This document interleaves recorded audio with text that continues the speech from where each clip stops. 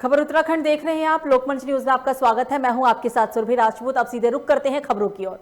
Corona के बढ़ते मामलों को देखते हुए उत्तराखंड सरकार ने रविवार को पूरे प्रदेश में कोरोना कर्फ्यू लगाने का फैसला किया।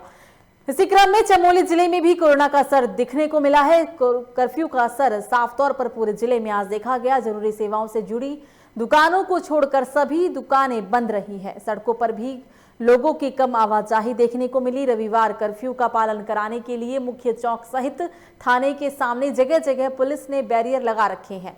बिना कारण घर के बाहर निकलने वाले लोगों को पुलिस समझाइश देकर घर वापस भेज रही है।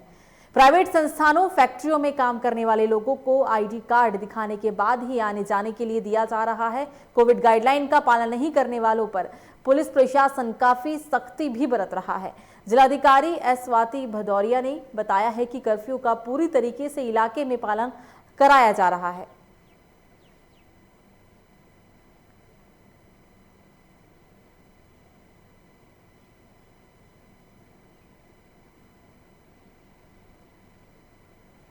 तो उत्तराखंड के चमोली में कोरोना कर्फ्यू का असर पूरे इलाके में देखने को मिला है। जगह जगह पर पुलिस बल की तैनाती की गई है। बेवजह आने जाने वाले लोगों के खिलाफ पुलिस प्रशासन कार्रवाई भी करता हुआ नजर आया।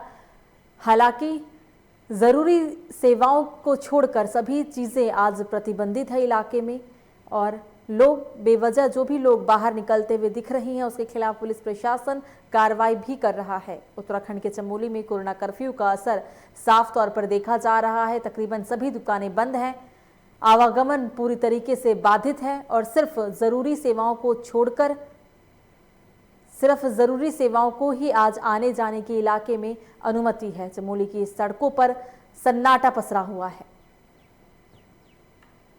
मुख्य चौक सहित थाने के सामने जगह जगह पुलिस ने बैरियर भी लगा रखे हैं। कर्फ्यू चल रहा है और हर जगह पुलिस की और हमारे रेवेन्यू की टीम्स की भी ड्यूटी लगाई गई है और सभी shops other than essential item सभी बंद हैं। और इसके अतिरिक्त जो हमारे बहुत ही इमरजेंसी वाले लोग हैं उनको पुलिस बैरियर्स पे उनके डॉक्यूमेंट्स वगैरह चेक करके आने जाने की अनुमति भी है। और इसके अतिरिक्त हमारे गौचर में भी एक बैरियर लगाया गया है जिसमें बाहरी राज्य से आने वाले लोगों की टेस्टिंग भी की जा रही है जिससे कि संक्रमण ज्यादा ना फैल सके। हमारे जनपद पुलिस प्रशासन द्वारा लगातार जनता को जागरूक किया जा रहा है इस कोरोना महामारी के बचाव के तहत। और आज रविवार को यहाँ पूरे जनपद में जो कर्फ्यू लगा है उसमें हमारी पुलिस पूरी मुस्तैदी के साथ में काम कर रही है और जनता को जागरूक कर रही है। कर्फ्यू शांतिपूर्ण चल रहा है। तो चमोली के पिंडर घाटी में चल रहे बैसाखी मेलों के क्रम में शनिवार को असेड़ मेले में महामृत्युंजय महादेव के दर्शनों के लिए मेलार्थियों का सैलाब उमड़ पड़ा।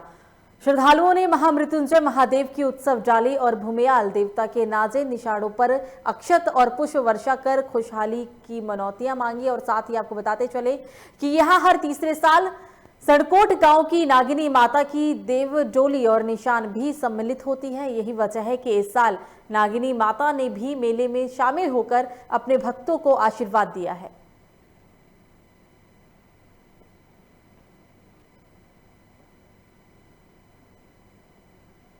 ये असीर का मेला जो है 15 गते चैत के महीने से प्रारंभ हो जाता है। यहाँ पर विधिवत 15 गते से पूजा प्रस्थान शुरू हो जाती है और जिस वर्ष बैसाखी 13 को आती है, 13 अप्रैल को, उस वर्ष 22 गते को यहाँ हरियाली पड़ती है हमारी। और जब 14 को आएगी, इस वर्ष 14 को आई तो 23 गते को खोती के लिए हरियाली पड़ी और अषाढ़ मेले के लिए 25 को पड़ी है। विधिवत पूजा अर्चना के बाद पुजारी जी मंदिर में ही रहते हैं। एक टाइम उनका भोजन बनता है, 2 टाइम स्नान होता है। इस प्रकार बैसाखी के दिन प्रातः देवता यहाँ पर बैसाखी के अगले दिन जो है। तो आम आदमी पार्टी ने प्रदेश भर में आगामी 2022 के विधानसभा चुनाव को लेकर तैयारियां युद्ध स्तर पर शुरू कर दी है। इसी कड़ी में रामनगर रोड स्थित पार्टी कार्यालय पर प्रेस कॉन्फ्रेंस के माध्यम से करीब 48 लोगों से अधिक पार्टी कार्यकर्ताओं को जिम्मेदारियों से नवाजा गया है।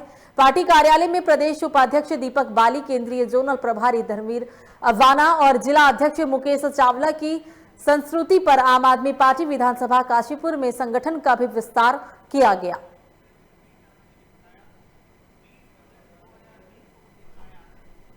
तो आगामी 2022 के विधानसभा चुनाव को देखते हुए आम आदमी पार्टी की तरफ से तैयारियां शुरू हो चुकी है। इसी कड़ी में आज 48 कार्यकर्ताओं को जिम्मेदारियां सौंपी गई है और संगठन का भी विस्तार आज किया गया है।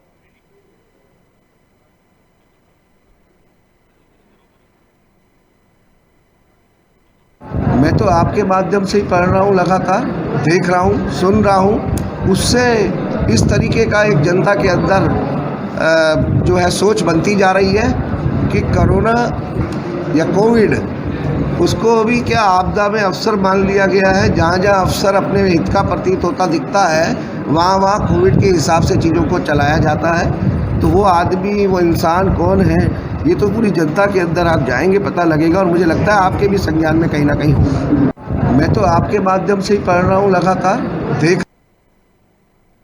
तो उत्तराखंड में वैश्विक महामारी कोरोना की दूसरी लहर को रोकने के लिए लगाए गए सरकार ने पूरे प्रदेश में वीकेंड कर्फ्यू का पालन करवाया है। वीकेंड कर्फ्यू का असर पूरे मंगलौर जिले में भी देखने को मिला। जिले में राशन की दुकानों और मेडिकल स्टोरों को छोड़कर तकरीबन सभी दुकानें बंद रहीं। तो उत्तराखंड के मंगलौर में आज कोरोना कर्फ्यू का असर काफी हद तक देखने को मिला है। सारी सड़कें सूनी है। हालांकि जो भी लोग बेवजह घर से बाहर निकलते हुए नजर आए हैं उनके खिलाफ प्रशासन की तरफ से चालानी कार्रवाई भी की गई है। सरकार ने पूरे प्रदेश में वीकेंड कर्फ्यू लगाया है। वीकेंड कर्फ्यू का असर आज मंगलौर में भी देखने को मिला। जिले में राशन की दुकानों और मेडिकल स्टोरों को छोड़कर सभी दुकानें बंद नजर आई। नारसन सहित कई कस्बों के बाजारों में सून सपाटा दिखाई दिया और इस दौरान आवश्यक वस्तुओं को छोड़कर सभी दुकानें बंद रही। फल, सब्जी और दूध की दुकानों को भी आज के दिन छूट दी गई है। आम जनता भी लॉकडाउन के नियमों का पालन करते हुए अपने घरों के अंदर ही बंद है। मंगलौर की सड़कें आप देख रहे हैं। उत्तराखंड में कोरोना का संक्रमण बढ़ता जा रहा है। वहीं कोरोना के संक्रमण को बढ़ता देख उत्तराखंड सरकार ने रविवार के दिन कर्फ्यू का ऐलान किया है, जिसका खासा असर बाजारों पर देखने को मिला है। आप इस समय देख सकते हैं मंगलौर के गुरुकुल नासन में हम मौजूद हैं, जहां पर गुरुकुल नासन का मुख्य बाजार में सन्नाटा पसरा हुआ है। पूरी तरीके से बाजार सूना पड़ा है। साफ तस्वीरों में आप देख सकते हैं कि प्रत्येक दुकान पर ताले यहाँ पर लटके हुए हैं। इससे सीधा साफ अंदाजा लगा जा सकता है कि जो कोरोना का भय लोगों में है वो साफ यहाँ से नजर आ रहा है। अगर हम बात करें नेशनल हाईवे की, तो नेशनल हाईवे पर भी इक्का दुक्का वाहन दौड़ते नजर आ रहे हैं। अपने सहयोगी गगनदीप के साथ राहुल सैनी, लोकमंच न्यूज मंगलौर। जहाँ अगली खबर पौड़ी गढ़वाल से है, जहां प्रदेश के उच्च शिक्षा मंत्री डॉक्टर धन सिंह रावत पौड़ी पहुंचे, जहां उन्होंने जिला अधिवक्ता संघ पौड़ी के शपथ ग्रहण समारोह में बतौर मुख्य अतिथि हिस्सा लिया और नव निर्वाचित पदाधिकारियों को पद और गोपनीयता की शपथ दिलाई और साथ ही उन्होंने अधिवक्ताओं को हर संभव मदद का भी आश्वासन दिया है। इस दौरान उन्होंने कहा है कि समाज को न्याय की ओर ले जाने के लिए अधिवक्ताओं का काफी अहम भूमिका रही है। विधायक पौड़ी मुकेश सिंह कोहली ने जिला अधिवक्ता संघ के चैम्बर निर्माण के लिए 5 लाख की धनराशि देने की भी घोषणा की। साथ ही उन्होंने इससे पहले भी कहा है कि संघ को 10 लाख की धनराशि चैम्बर निर्माण के लिए वो दे चुके हैं। संघ के हितों में सदैव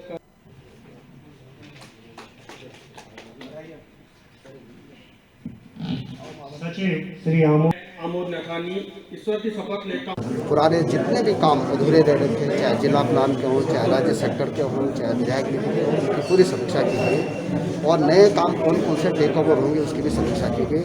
और पुराने जितने भी काम अधूरे रह रहे थे, चाहे जिला प्लान के हों, चाहे राज्य सेक्टर के हों, चाहे विधायक निधि के हों, उनकी पूरी समीक्षा की गई और नए काम कौन कौन से टेक ओवर होंगे उसकी भी समीक्षा की गई। और पुराने जितने भी काम अधूरे रह रहे थे, चाहे जिला प्लान।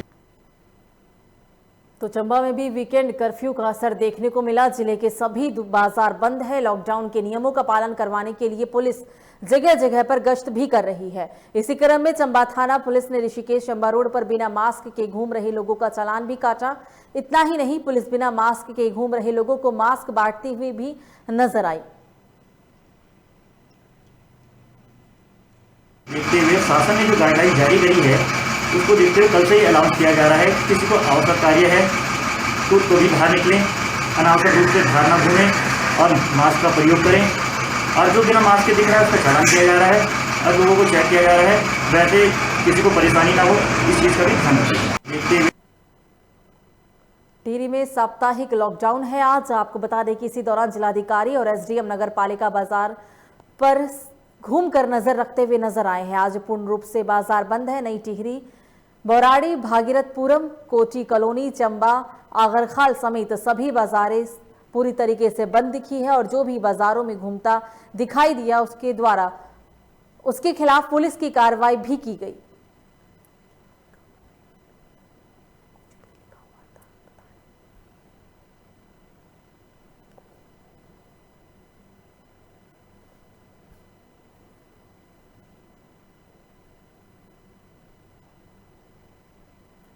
खबर उत्तराखंड के विकासनगर से है, जहां आसाराम वैदिक इंटर कॉलेज में एक शिक्षिका ने 2 छात्राओं को इसलिए बुरी तरीके से पीटा क्योंकि वो 2 रोटी की जगह 1 रोटी ही बांधकर कॉलेज लेकर आई थी।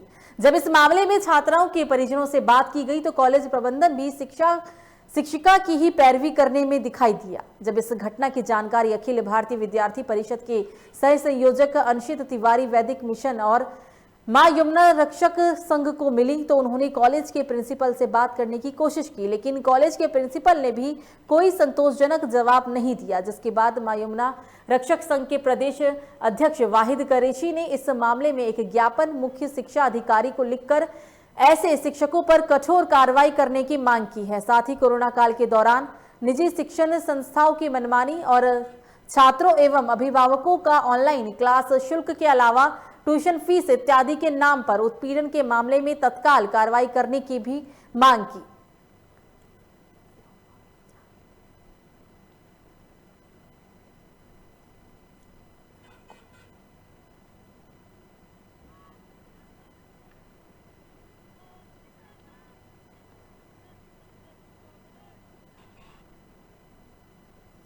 तो उत्तराखंड में कोरोना की रफ्तार बहुत ही तेजी से बढ़ती जा रही है। संक्रमण का आंकड़ा तेजी से बढ़ा है। आपको बता दें कि उत्तराखंड में रिकॉर्ड तोड़ मामले रोजाना दर्ज किए जा रहे हैं। हालांकि कुंभ भी चल रहा है। 30 दिन के कुंभ में संक्रमण की जो रफ्तार है वो काफी हद तक बढ़ी है। कोरोना का कोहराम है। जिले में कोरोना की वजह से लोगों को काफी परेशानी का भी सामना करना पड़ रहा है। 4 मई से होने वाली उत्तराखंड बोर्ड की भी जो परीक्षा है वो भी काफी चुनौतीपूर्ण है। कोरोना का पर इस तरीके से आलम है कि संक्रमण की जो रफ्तार है वो लगातार बढ़ती ही जा रही है।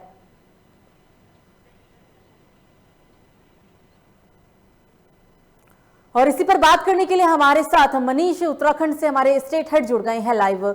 सबसे पहले चलते हैं मनीष के पास। मनीष, सबसे पहले क्योंकि संक्रमण की रफ्तार बहुत ही तेजी से बढ़ती जा रही है, एक समय ऐसा भी था कि संक्रमण, अगर हम उत्तराखंड में संक्रमण दर की बात करें तो काफी हद तक था, लेकिन इस बार की अगर कोरोना की दूसरी लहर को देखा जाए तो बहुत ही ज्यादा संक्रमण की जो रफ्तार है वो तेजी है। मनीष, जो दूसरी लहर आई है ये बिल्कुल बहुत तेजी के साथ है और ये बहुत खतरनाक लहर आ रही है। देखा जाए तो उत्तराखंड के अंदर सुरभि चंद दिनों के अंदर ही कोरोना से संक्रमित मामले बड़ी तेजी के साथ बढ़े हैं। अगर हम बात करें एक दिन पहले की तो करीबन 2700 के करीब केस निकले हैं उत्तराखंड के अंदर। और अगर हम बात करें, अगर उत्तराखंड के जो जिले हैं, जो 13 जिले हैं, उनमें से सबसे नंबर 1 जो जिला है इस समय देहरादून जिला है, जो कि बिल्कुल हॉट स्पॉट बना हुआ है सुरभि। उसके बाद अगर हम बात करें तो जो नंबर 2 पे जो जिला रखा है वो आ रहा है हरिद्वार। ये जो 2 जिले ऐसे हैं, उसके बाद उधम सिंह नगर और नैनीताल, ये जो 4 जिले ऐसे हैं उत्तराखंड के जो कि कोरोना से संक्रमित मामले यहाँ तेजी से निकल रहे हैं और ये एक बहुत बड़ी चिंता का विषय है। अगर हम बात करें शासन की तो शासन के भी कहीं ना कहीं शासन प्रशासन दोनों को चिंता का विषय है, सरकार की बड़ी चिंता का विषय है। सरकार ने जो उत्तराखंड की जो बोर्ड की जो परीक्षाएं होती हैं, जो 10वीं क्लास की है उसको रद्द कर दिया गया है और जो 12वीं क्लास की जो परीक्षा है बोर्ड की उसको स्थगित कर दिया गया है। इसके अलावा भी सुरभि अगर हम देखेंगे जो और परीक्षाएं थी, जैसे LT की परीक्षाएं थी, जो और भी जो परीक्षाएं उत्तराखंड के अंदर होनी थी, उन सबको स्थगित कर दिया गया है क्योंकि इस समय जो कोरोना है, कोरोना का बम इस समय उत्तराखंड में फटता जा रहा है।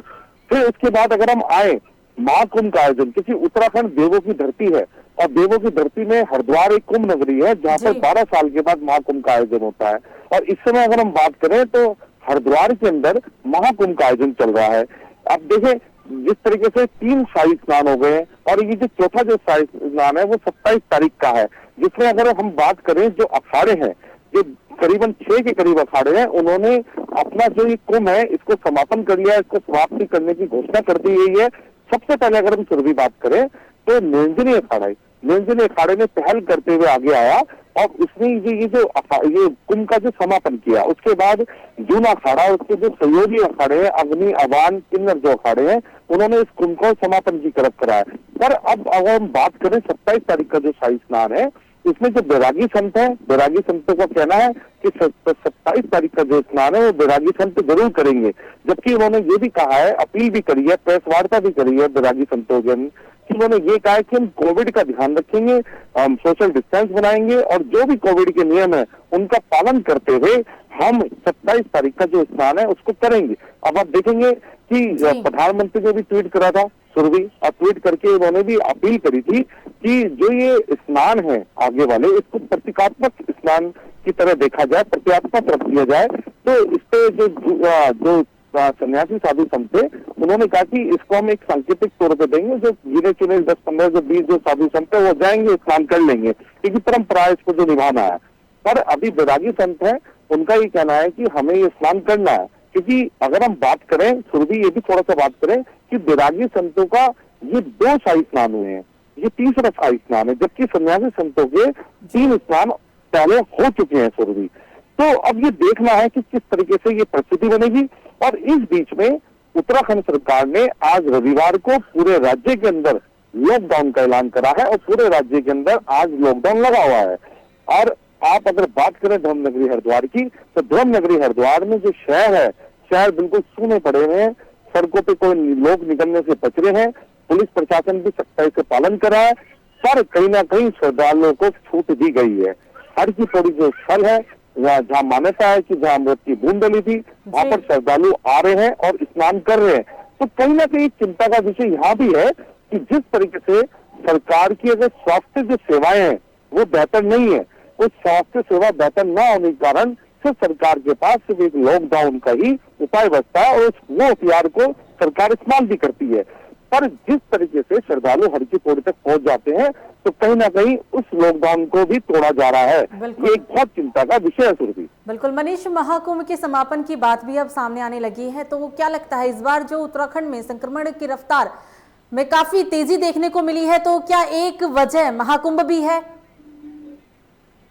देखिए सुरभि, बिल्कुल महाकुंभ, अगर हम बात करें महाकुंभ की, तो सरकार हमेशा महाकुंभ को लेकर के कंफ्यूजन में रही है।